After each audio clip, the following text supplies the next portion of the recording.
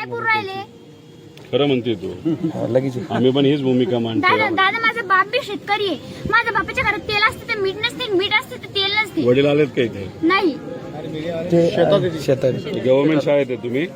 नाही, प्रायव्हेट शाळा आहे. Private. पण तू जे भूमिका मांडली ती खरी भूमिका आहे.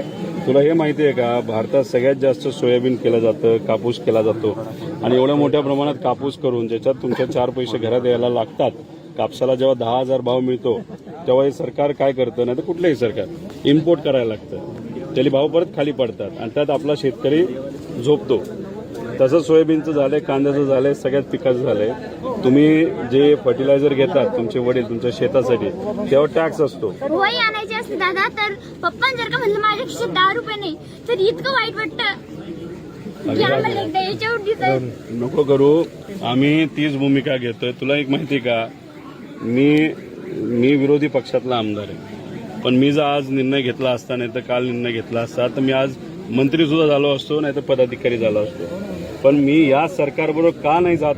हे सरकार युवांच्या विरोधात आहे, शेतकऱ्यांच्या विरोधात आहे, मजुराच्या विरोधात आहे, महिलांच्या विरोधात आहे. मजूर